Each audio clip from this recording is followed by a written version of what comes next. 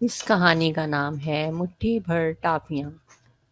ایک بچہ اپنی ماں کے ساتھ دکان میں داخل ہوا۔ دکاندار نے بچے کی طرف دیکھا تو وہ اسے بہت پیارا لگا۔ دکاندار نے ٹافیوں والا ڈبہ اٹھایا اور کھول کر بچے کے سامنے کر دیا۔ بچے نے سوالیہ نظروں سے دکاندار کی طرف دیکھا تو دکاندار نے کہا، بیٹا آپ اس میں سے ٹافیاں لے لو۔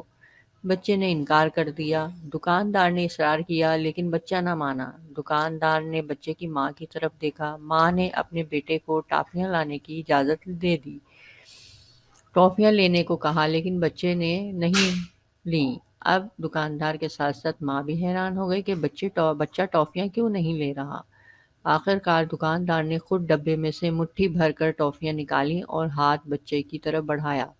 بچے نے فوراً ہی ٹافیاں لے لیں اور خوش ہو گیا۔ گھر آ کر ماں نے بچے سے پوچھا کہ کیا وجہ تھی کہ تم نے پہلے ٹافیاں نہیں لیں، پھر جب دکاندار نے دیں تو تم نے فوراً پکڑ لیں؟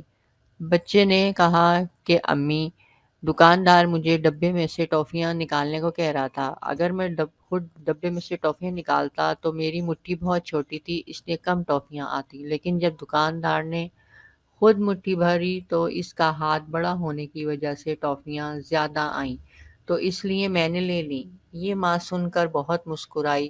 اس کہانی سے ہمیں یہ سبق ملتا ہے کہ جب ہم اللہ سے کچھ مانگتے ہیں تو اپنی سوچ کے مطابق مانگتے ہیں، لیکن اللہ ہمیں اپنی شان کے مطابق عطا فرماتا ہے، تو ہم اللہ سے اس کی شان کے مطابق مانگیں کریں۔ اس کے خزانوں میں نہ تو کوئی کمی آئی ہے اور نہ کبھی آتی ہے۔